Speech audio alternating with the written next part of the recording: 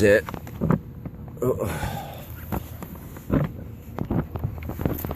The horn, as you can see, I bent the bracket, mounted it there.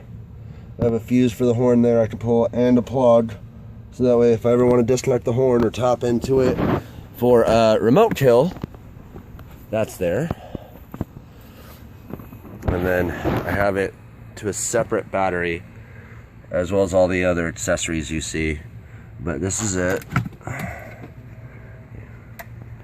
Turn it on by scrolling down and turn it up pretty loud.